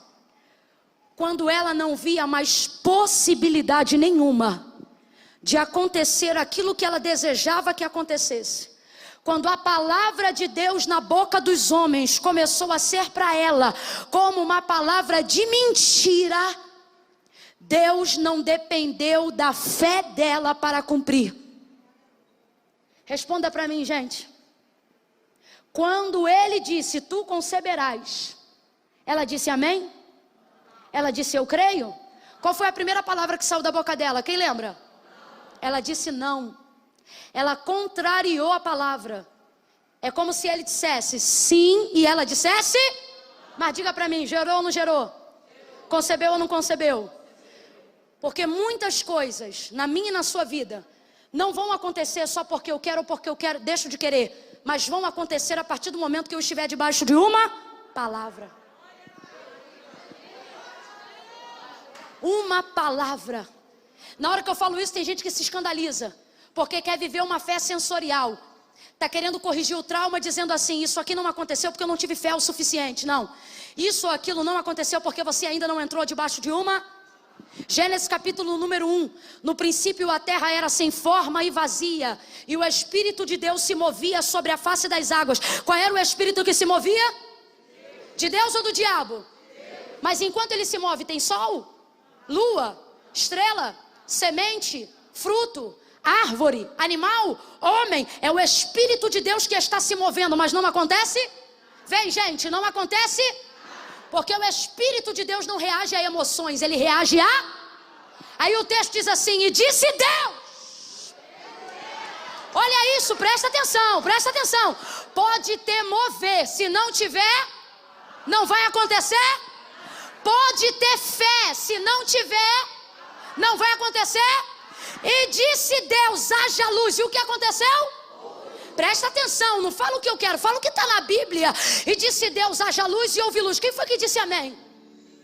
Quem foi que disse eu creio? Qual foi o anjo que marchou, sentiu e disse, tá ligado? Então não tenha medo de falar a verdade, tão somente se apegue à verdade e preste atenção. Há manifestação de fé em Gênesis 1, para que haja manifestação de mundo. Aí o medo. Há manifestação de fé em Gênesis 1, para que haja criação de mundo. Fala a verdade, há? O que há? Manifestação de fé? Não, manifestação de? Ninguém manifestou fé para Deus fazer o mundo, sabe por quê?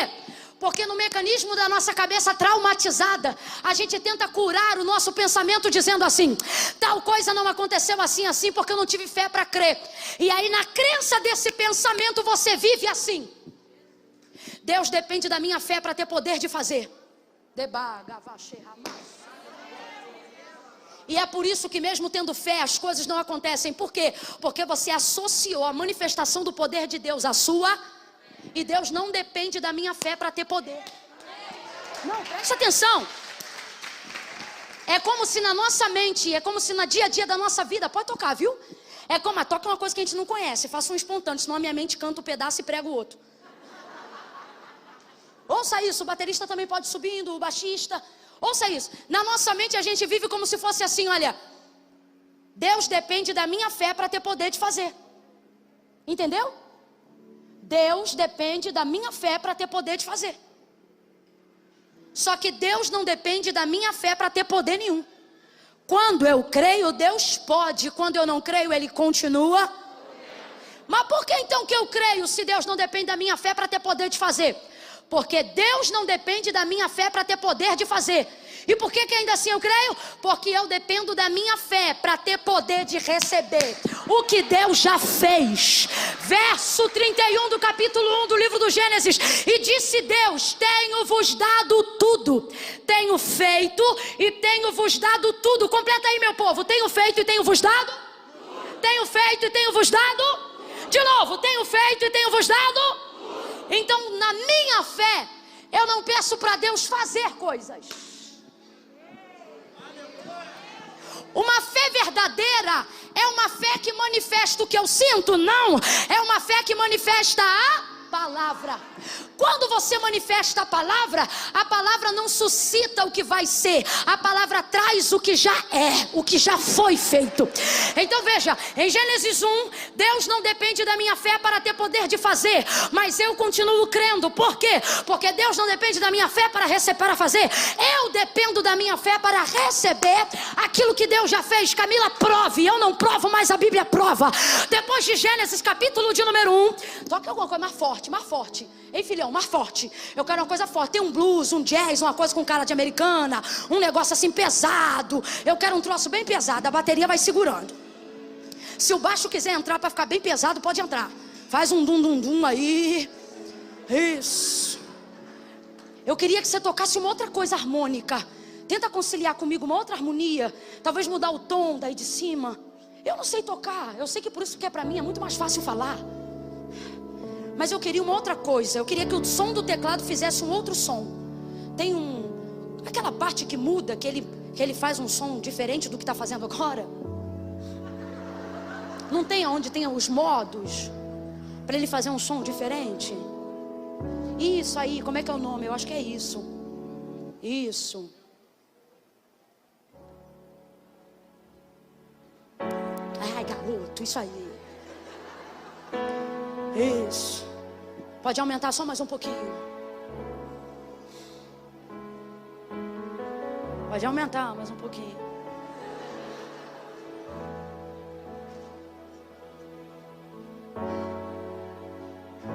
Depois de Gênesis capítulo de número 1, Paulo, ele nos diz que em Deus podemos trazer à existência as coisas que não, mas isso é filosófico. Porque o que na verdade ele está dizendo é que na verdade Deus pode trazer para nós aquilo que já, mas a gente considera como se não existisse só porque a gente ainda não. Você vai entender, o Japão existe sim ou não? Mas ele está aqui diante dos seus olhos? Você tem muito mais facilidade em crer naquilo que você vê do que crer naquilo que você não vê. Então tem coisas que você acha que não existe só porque ainda não estão diante dos seus. E Camila, quem traz a minha fé? Não, a palavra. Porque a palavra, ela atrai como um imã. E a minha fé é o imã que faz colar em mim aquilo que eu quero trazer. Quando uma palavra se manifesta numa casa, igual está fazendo hoje aqui, ela é a mesma palavra para todos, mas sejamos honestos, todos recebem? Todos recebem? Mas todos têm fé. Camila, como é que você sabe? Porque estão aqui até agora. E algo te move, é maior do que eu. É Deus, é a fé. E por que mesmo tendo fé, às vezes não está sobre mim? Porque você tem fé para dizer que crê, mas não toma posse da palavra que já foi liberada. E o que manifesta o milagre não é apenas ter a consciência da fé, mas é ter a consciência da palavra. Camila, agora mesmo que eu não entendi nada, mas é agora que você vai entender. Fé não tem a ver com o que eu sinto, fé tem a ver com o que eu sei. Quando eu creio no que creio, profetizo o que profetizo, ministro o que ministro e falo o que falo, mediante o poder da palavra, a minha fé reage à palavra e a palavra reage à minha fé. Deus trouxe você hoje aqui para dizer: não importa como você está se sentindo, traga sobre a tua vida a palavra que está sendo liberada, e ela vai ser o suficiente. Olha para quem está ao seu lado e diga: você seja profeta.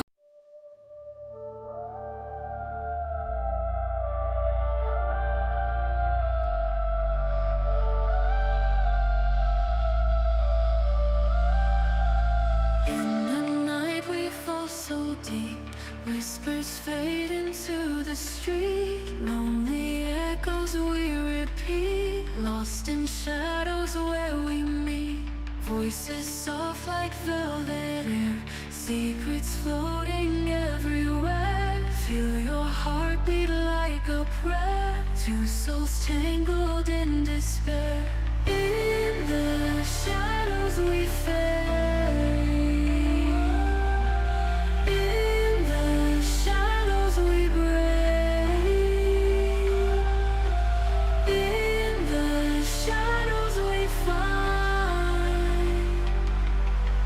Pieces of a shattered mind that search but never see.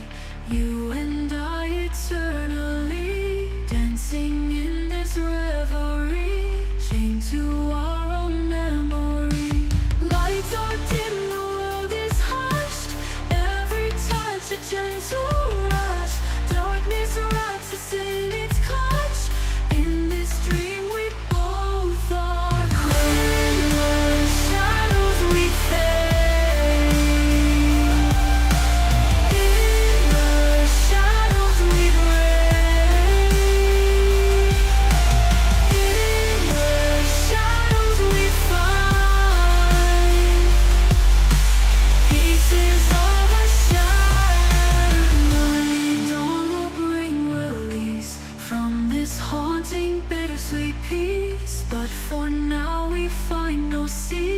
Lost in shadows, finding no peace. Shadows we fade.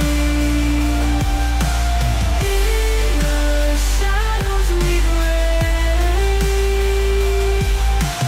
In the shadows we find pieces of a shattered mind.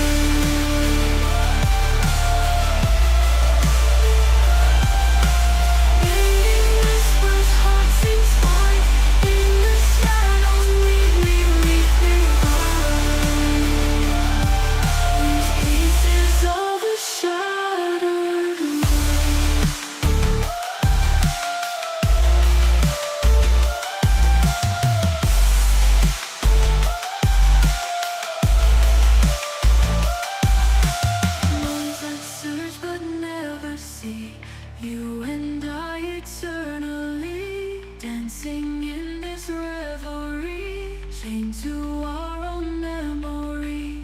Lights are dim, the world is hushed. Every touch a gentle rush. Darkness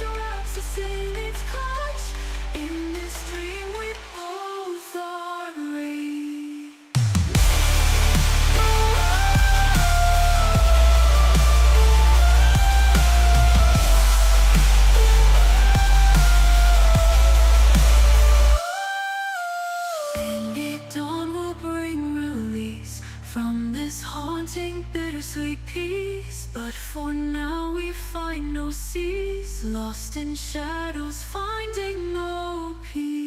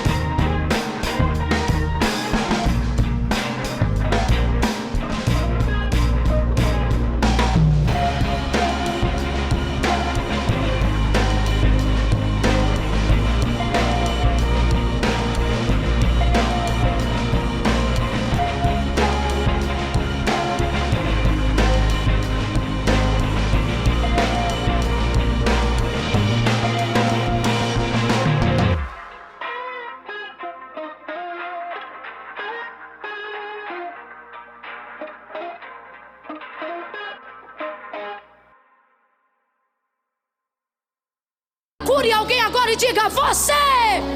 Aponte o dedo de profeta, diga: você está debaixo de uma palavra, de uma palavra, de uma palavra, uma palavra. Aqui tem palavra, essa casa tem palavra, a palavra de Deus está sobre você. As pessoas não vêm. Você sabia que tem gente que não vem a culto como esse? Pode ficar de pé, estamos encerrando.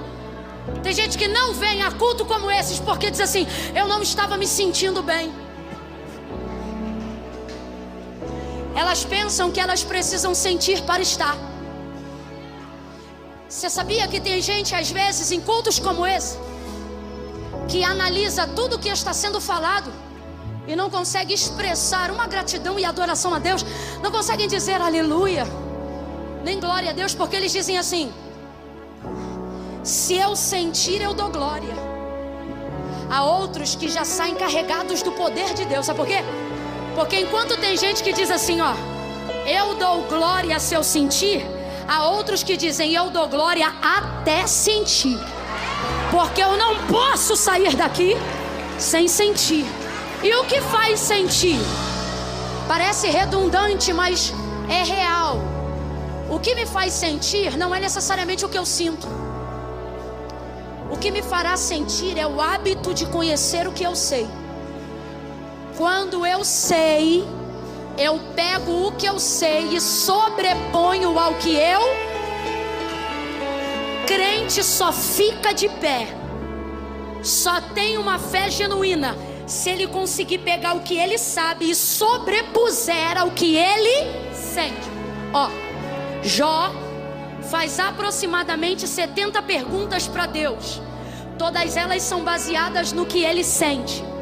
Ele se sente muito mal. O nível de depressão da vida de Jó, só um psicólogo clínico vai poder dar o perfil exato. Esse homem teve úlceras que, segundo o relato, lhe atravessavam a pele, tocando até os ossos. Olha a profundidade da epiderme, como foi atingida.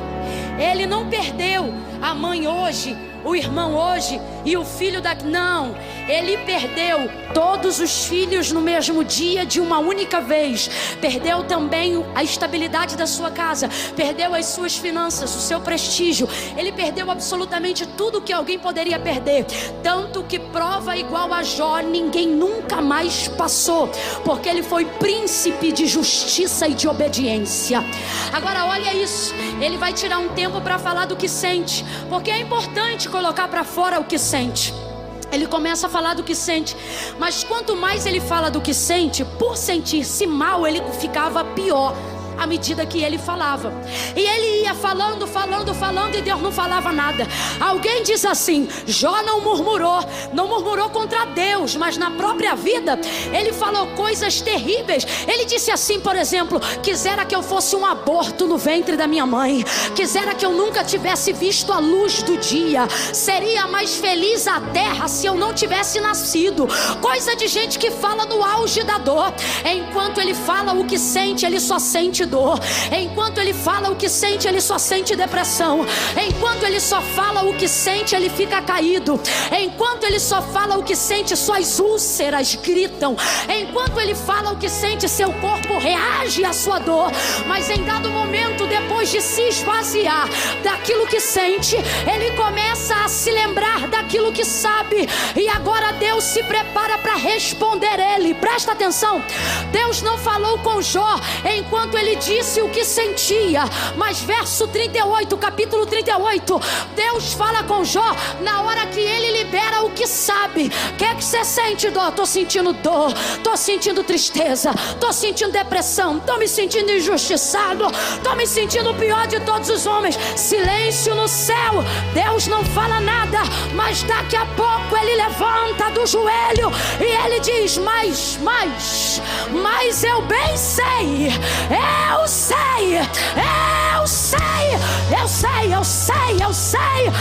sei que o meu Redentor vive e ele se levantará, ele se levantará, ele se levantará.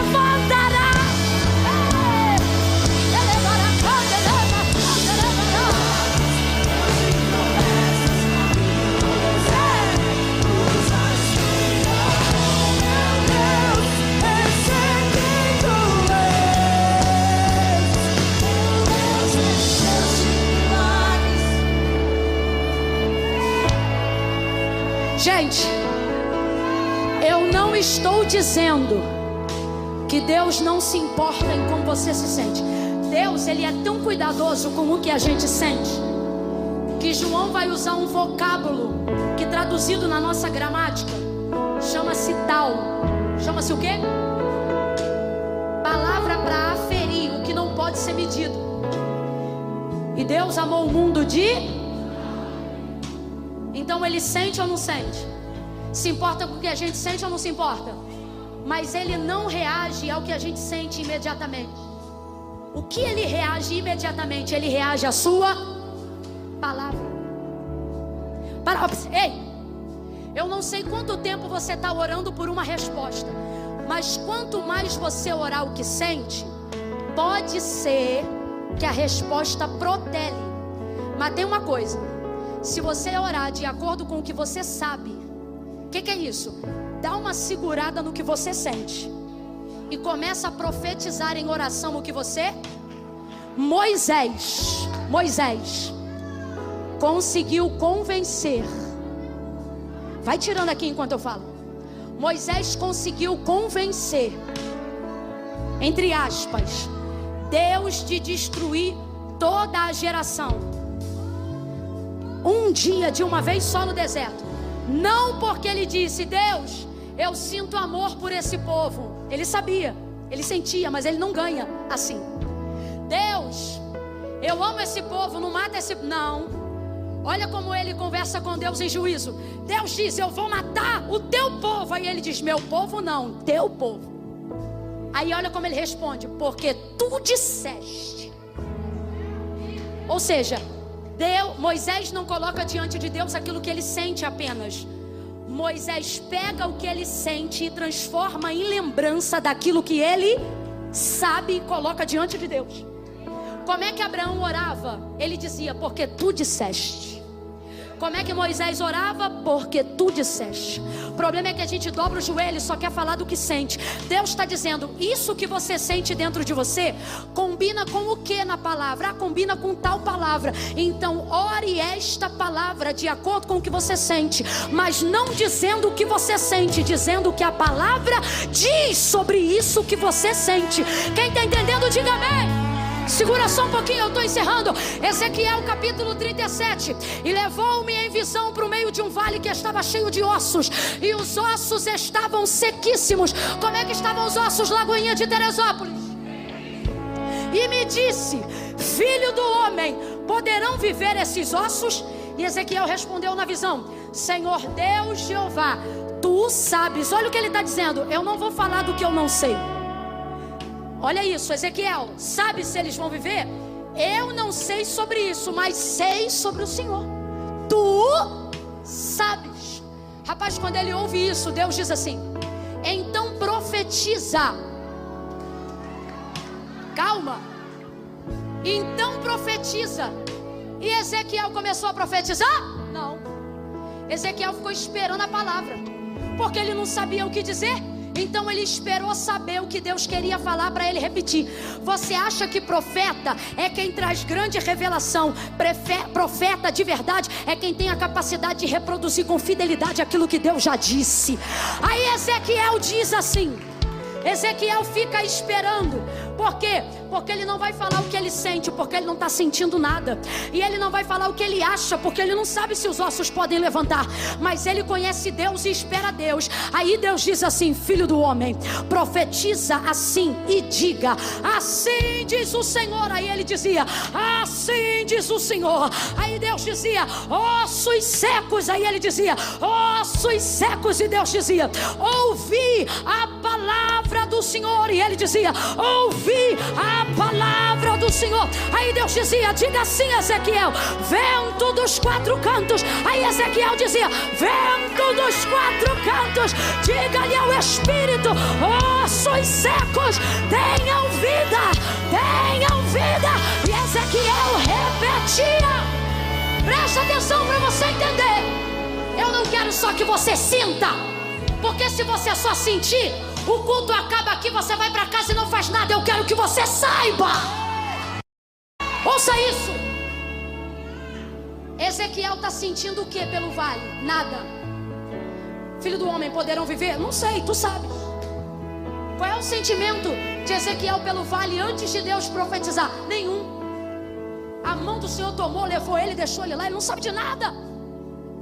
Só que ele diz, de ti eu sei. Então o que ele está dizendo? Se tu me falar, eu falo, porque para te obedecer eu não preciso sentir, eu só preciso. Aí Deus dizia, diga assim, ele dizia, diga assado, e ele dizia, diga desse jeito, e ele dizia. Ele só repetia. Aí você diz assim, se eu não sentir, eu não falo. Se você soubesse que isso aqui não é babalu, isso é palavra de Deus. Isso aqui não é telefone sem fio. Quando você reproduz o que está ali, acontece o que está ali. Bota a mão no coração comigo agora. Isso é profético. Bota a mão no coração. Quer saber? Bota a mão em cima da boca do estômago aqui, ó. Aqui é o âmago, é aqui que a gente sente. Aqui, ó. Em cima do diafragma.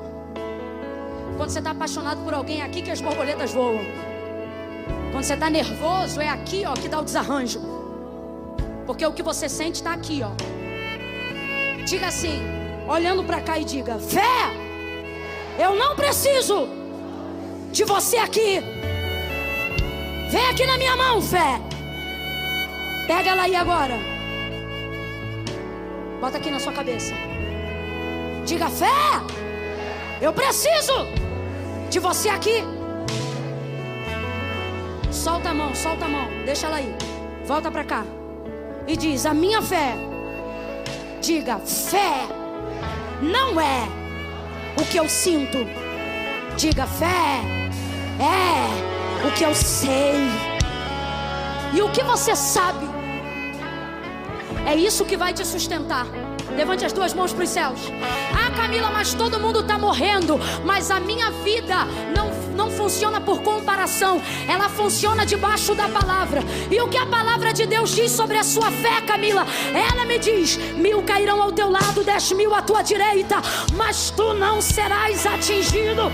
Camila, mas está muito difícil. Eu estou me sentindo inseguro. Eu estou me sentindo insegura. Você está se sentindo inseguro porque você só anda de acordo com o que você sente. Mas hoje você vai sair daqui profetizando o que você sabe. O Senhor é meu pastor, nada me faltará. Deitar-me fez em verdes pastos, guia-me mansamente a águas tranquilas, refrigera minha alma. Guia-me pelas veredas da justiça, por amor do seu nome. Ainda que eu andasse pelo vale da sombra da morte, eu não temerei mal algum, porque tu estás comigo. A tua vara e o teu cajado me consolam. Preparas uma mesa perante mim na presença dos meus inimigos. Unge a minha cabeça, a minha cabeça, a minha cabeça com teu óleo, e o teu cálice faz transbordar. Certamente que bondade e misericórdia me seguirão todo dia. Diga comigo: todo dia, todo dia, todo dia, todo dia. Segunda, quarta, quinta, sexta, sábado, domingo, todo dia. 2019, 2020, 2021, 2022. Todo dia, todo dia, todo dia.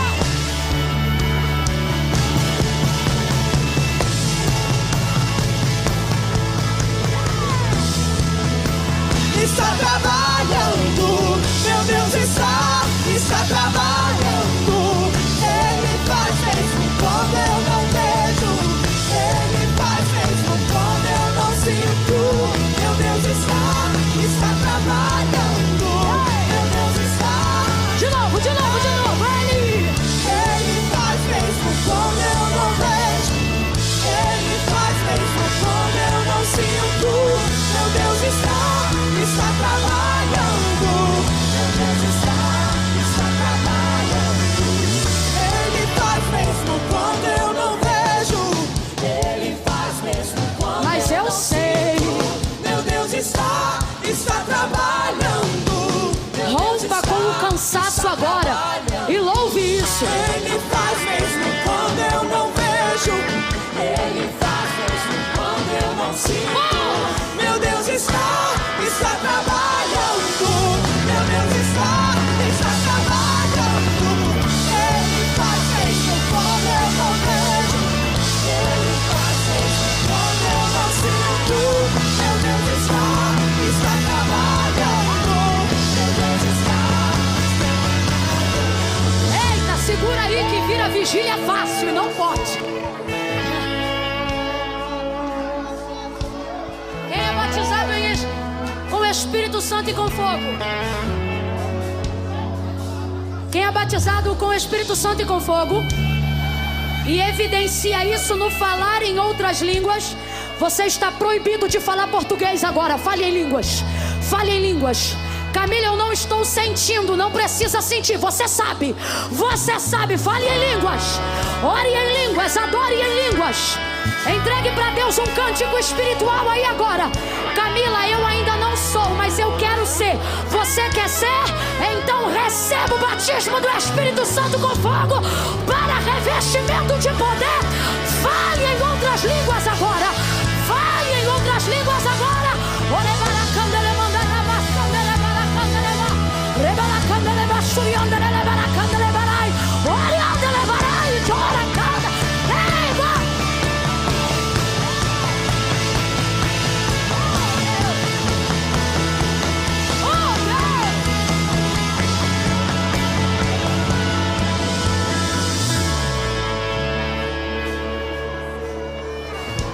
Escute isso.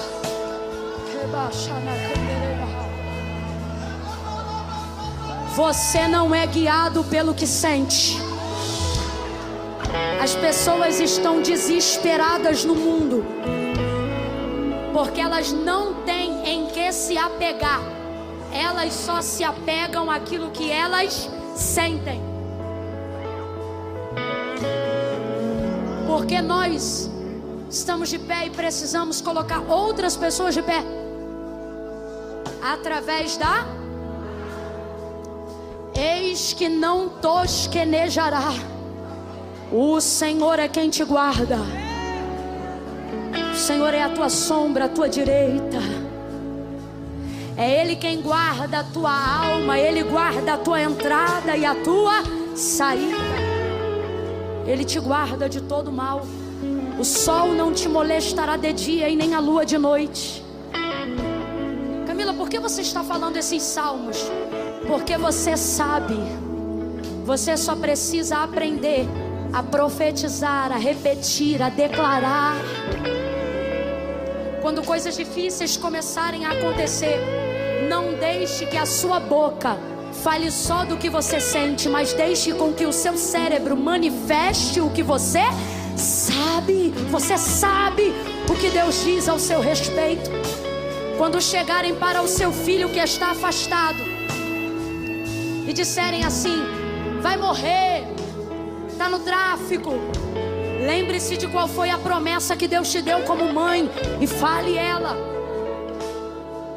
Quando disserem: vai acabar a igreja não vai aguentar a pandemia há muito tempo não, libere aquilo que você sabe.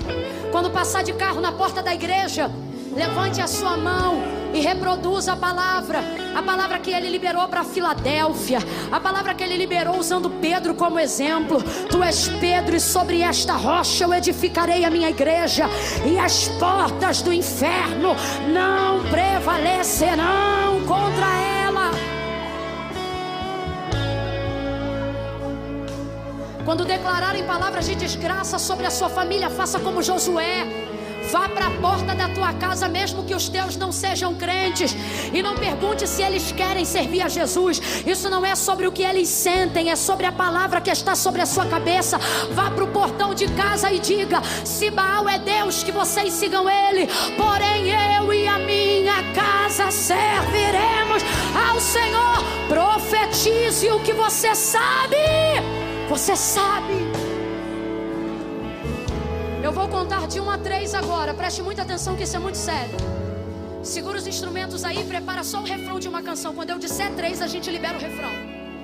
Qual o refrão, Camila? Não sei, mas eu tenho certeza que vocês têm um aí. Quando eu disser 3, somente no 3, eles vão liberar um refrão. Eu não sei quando vocês vão se reunir de novo. Tudo pode mudar a qualquer momento. Então para com essa perturbação de querer ir para casa agora. Camila, a gente está debaixo de um decreto. Eu também estou. E nós vamos fazer de tudo e vamos obedecê-lo. Mas isso é com ordem e decência. 5 minutos lá fora não muda nada, mas aqui dentro podem mudar a história da sua vida hoje.